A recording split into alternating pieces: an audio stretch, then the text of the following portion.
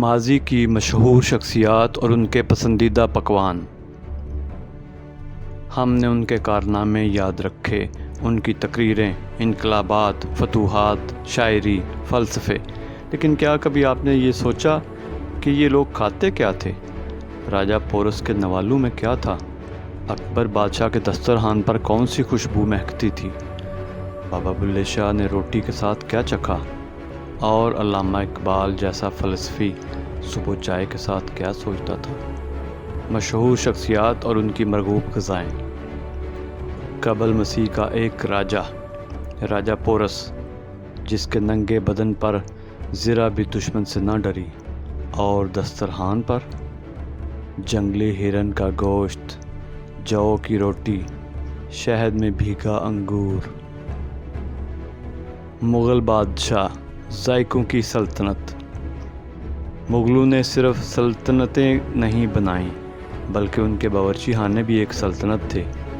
اکبر، آم اور بھونا ہوا گوشت۔ شاہ جہان، زعفران یخنی پلاؤ، اور اورنگزیب صرف دال پانی چپاتی، جیسے زہد نے ذائقے کو بھی چپ کرا دیا۔ صوفیاء کرام، روح کی غذا۔ بابا بلے شاہ، سید وارث شاہ، حضرت سلطان باہو رحمۃ اللہ علیہ، جنہوں نے لفظوں میں انقلاب ڈالا مگر چنے، ساگ، مکئی کی روٹی اور لسی سے کبھی بغاوت نہ کی۔ اقبال، شعر اور ذائقہ۔ اقبال، جس کی سوچ نے قوم جگائی، ان کے صبح کے ناشتہ میں چائے، انڈا، نان، دوپہر کو قورمہ، زردہ اور آم ان کا سب سے زیادہ پسندیدہ پھل تھا۔ قائد اعظم، نپے تلے ذائقے۔ قائد اعظم، جتنے سلیقے والے انسان، اتنی سلیقے والی خوراک۔ سٹیک، سوپ، بریڈ، انگور، نہ ایک دانہ زیادہ نہ ایک نوالا کم۔ گاندھی اور نہرو، سبزی اور سادگی، ایک خاموشی، ایک سادگی۔ کھچڑی، دال، فروٹ، بھرت۔ گاندھی جی کی خوراک جیسے ان کا نظریہ۔ نہرو، متوازن نرم غذا، دال، سبزیاں، روٹی۔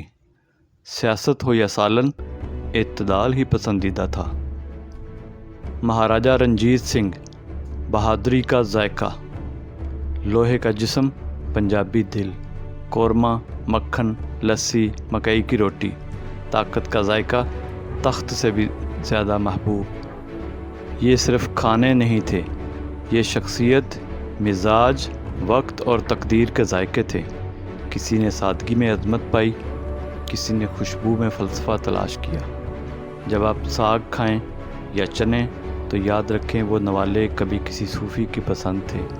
اور آم تو شاید علامہ اقبال کی کمزوری تھی۔